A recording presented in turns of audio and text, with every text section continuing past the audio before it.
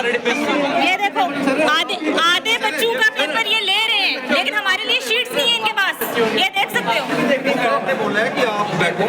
Sir ने बोला क्यों बैठे हम? बैठने थोड़ी है। ये रहे। बंद मत करो। बंद क्यों कर रहे हो? बंद क्यों कर रहे हो? क्यों बंद कर रहे हो? दरवाजा क्यों बंद कर रहे हो आप? क्यों कर रहे हो? अटेंड क्यों?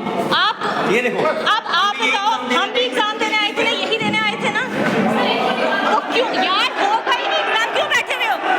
ये देख लो।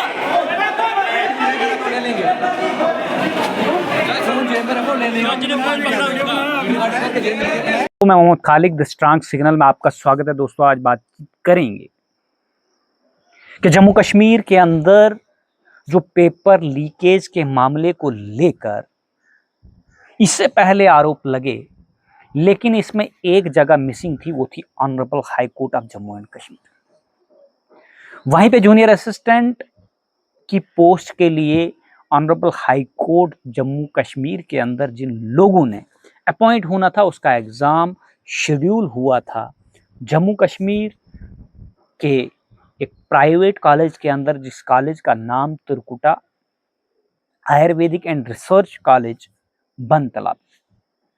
लेकिन जो कॉलेज के अंदर पेपर होना था, आपको पता होगा, आप जब भी कोई एग्जाम देते हैं, उस एग्जाम के लिए आपके पास आंसर शीट्स यानी OMR बेस हो तो आंसर शीट्स और क्वेश्चन पेपर होता है। और ये जितने कैंडिडेट होंगे उतने ही कैंडिडेटों के OMR और आंसर शीट्स बनती है, पहली बात। दूसरी बात, जहां पे जिस सेंटर पे जितने एलोगेट, जहां पे सेंटर बना होगा, जितने कैंडिडेट होंगे उतने ही एलोगेट होते हैं।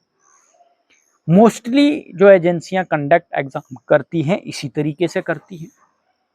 अब हमारे पास ये ऑफिशियल पुष्टि नहीं है कि जम्मू कश्मीर हाई कोर्ट का जो ये जूनियर असिस्टेंट का एग्जाम होने जा रहा था और जो एजेंसी इसको करवा रही थी, क्या ये जम्मू कश्मीर हाई कोर्ट खुद करवा रहा था या किसी एजेंसी को दिया था, इसकी हमारे पास कोई आधिकारिक पुष्टि नहीं है। लेकिन सबसे बड़ा सवाल ये है कि जम्मू कश्मीर के अंदर छोड़िए, आप पूरे हिंदुस्तान के अंदर काकरोच जनता पार्टी का प्रोटेस्ट देख रहे होंगे, वो पेपर लीक को लेकर है।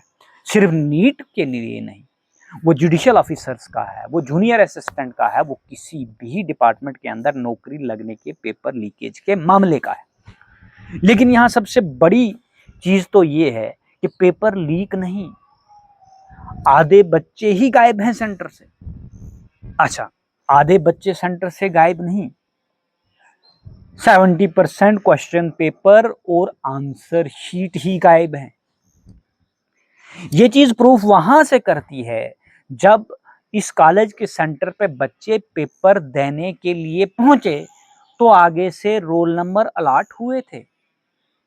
इन्विजिलेटर्स अवेलेबल उस रूम में थे ही नहीं जहां बच्चों ने बैठना था।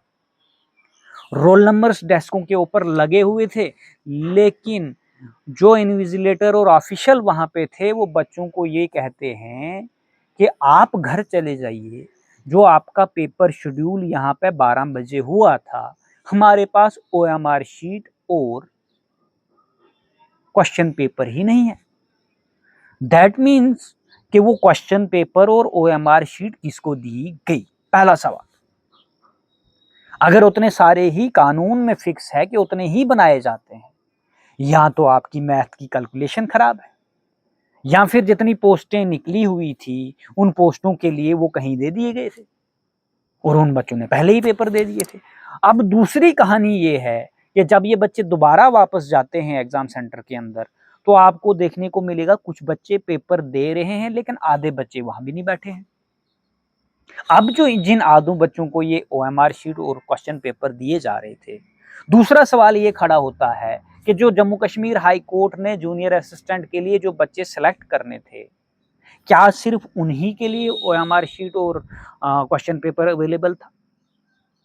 अब ये सारे सवालों का जवाब जम्मू कश्मीर हाई कोर्ट के चीफ जस्टिस साहब देंगे, या रजिस्ट्रार जनरल साहब देंगे, या फिर वो कंडक्ट करने वाली एजेंसी देगी जिस एजेंसी को ये टेंडर दिया गया था, या वो कॉलेज देगा जहां पे ये एग्जाम कंडक्ट होने जा रहा था। जब ये पेपर हुआ, पेपर होते समय वहां पे हाई कोर्ट के कुछ ऑफिशियल लोग खड़े थे, वो कहने लगे कि ये पेपर कैंसिल हो जाएगा। आज सोमवार था, हाई कोर्ट वर्किंग था, एतवार को ये पेपर हुआ, सोमवार को इस पे अभी तक हाई कोर्ट की साइट पे या अभी तक जिस टाइम मैं वीडियो बना रहा हूं अभी तक कोई क्लैरिफिकेशन नहीं आएगी कि ये एग्जाम रिकंडक्ट होगा। अगर रिकंडक्ट होगा भी, कि जूनियर असिस्टेंट की पोस्ट जैसी पोस्ट के लिए इस तरह का नेग्लिजेंस, ये कौन सी कंडक्टिंग एजेंसी है? और बच्चों के कैरियर के साथ जहां पूरे हिंदुस्तान में हाहाकार मची हुई है, इस तरह से खिलवाड़। और दूसरी बात कि जम्मू कश्मीर हाई कोर्ट के अंदर जितनी भी नियुक्तियां Jammu Kashmir high court conduct करता है, क्या इन सारे पेपरों में इसी तरह से होता है? बच्चे ये भी एलिगेशन लगा रहे हैं कि इससे पहले जिन लोगों ने भरा उनको तो एग्जाम का ही नहीं पता होता है, फॉर्म फिल कर लेते हैं, एग्जाम कब होता है इन्फॉर्म ही नहीं होता, पता ही नहीं चलता है सेंटर का कि कब नोटिफिकेशन आ गई, ना आपको पता चलेगा ना कुछ, और एग्जाम हो जाता है, बच्चे सिलेक्ट भी हो जाते हैं, लिस्ट आती है। तो ये जो ट्रांसपेरेंसी अकाउंटेबिलिटी की चीजें आप जुडिशरी के पास ढूंढने जाते हैं जब आपके साथ कोई और एजेंसी, गवर्नमेंट एजेंसीज अन्याय करती है। अब अगर हाई कोर्ट, जहां हाई कोर्ट के सबऑर्डिनेट जो भी जुडिशियल ऑफिसर हैं, जिनकी जुरिडिक्शन में रजिस्ट्रार जनरल हैं, या वो भी एक जुडिशियल रजिस्ट्रार हैं, या रजिस्ट्रार जनरल हैं, वो भी केसों को सुनते हैं, वो भी सुनवाई करते हैं। तो अगर उनकी जुरिडिक्शंस के अंदर ये पेपर कोई कंडक्ट करवा रही थी एजेंसी, तो इस तरह की कोताहियां बरती गई, जहां पे हाई कोर्ट का स्टाफ भी वहां पे अवेलेबल हमने देखा। तो इसकी जवाबदेही किसकी है? पहली बात तो ये है। अब हाई कोर्ट अगर कोई एग्जाम कंडक्ट कर रहा है तो इसका मतलब जम्मू कश्मीर की सरकार इसमें इंटरवीन नहीं करेगी। सोशल मीडिया के ऊपर वीडियोस वायरल हो रही हैं जो बच्चों ने खुद रिकॉर्ड की है, कोई मीडिया पर्सन वहां नहीं था। आज बच्चे प्रेस क्लब के अंदर गए, अपना सारी बात वहां पे रखी, उसके बाद उन्होंने कोशिश की है हम चीफ जस्टिस साहब जम्मू एंड कश्मीर को मिलेंगे और रजिस्ट्रार जनरल को मिलेंगे। वो जम्मू कश्मीर हाई कोर्ट का रुख किया और वहां पे भी लॉन में बैठे रहे। फिर जब उनको वहां से रिप्लाई मिला कि चीफ जस्टिस साहब कश्मीर में है, और चीफ जस्टिस साहब जब कश्मीर में है तो रजिस्ट्रार जनरल साहब भी वहीं जाएंगे, बाकी किसी की भी जुरिडिक्शन यहाँ पे नहीं है, ना आप यहाँ पे कोई लेटर सबमिट कर सकते हैं। फिर उन्होंने बाय पोस्ट भेज दिया। अब इस पे आगे की कार्रवाई क्या होगी ये आप सब जानते हैं। जब वो वकील हजरात के साथ बात करने लगे कि अब हम करें क्या इसमें, अगर कल से डीसी साहब ये चीज देख रहे हैं जिनकी जुरिडिक्शंस के अंदर ये हो रहा है, किसी भी इन्वेस्टिगेटिंग एजेंसी को नहीं कहा कि आप इस पे इन्वेस्टिगेशन करके एफआईआर लॉन्च कीजिए, कोई एफआईआर लॉन्च नहीं हुई, कि इस तरह की इनरेगुलरिटीज हो रही है एग्जाम के अंदर और कोई एफआईआर लॉन्च नहीं होगी क्योंकि हाई कोर्ट का मामला है। और क्या हाई कोर्ट के मामला अगर है, हाई कोर्ट में ये नियुक्तियां होनी है, उन बच्चों का कोई अधिकार नहीं है कि वो हाई कोर्ट में जाएं, लेकिन वो नहीं जा सकते। अब एक बच्चा जो एग्जाम के लिए पढ़ रहा है, जब वो ये चीज सुनता है कि मैं हाई कोर्ट आऊंगा और उसके बाद जैसे एसआई में हुआ था, जैसे बाकी एग्जामों में हुआ था, पहले मैं यहाँ पे केस फाइल करूंगा, इंटरिम रिलीफ मिलेगा, उसके बाद 10 साल तक फैसला ही नहीं आएगा, तो 10 साल तक मेरी उम्र 40 साल हो जाएगी, 30 में मैं ऑलरेडी हूँ, लिहाजा मुझे इस झंझट में नहीं पड़ना है, मैं कोर्ट नहीं आऊंगा, मैं वकील को पैसे क्यों दूंगा, क्यों खर्चूंगा, वही किसी और एग्जाम के लिए फिल कर दूंगा। लेकिन लिहाजा फिर आप हाई कोर्ट की नौकरी नहीं ले सकते।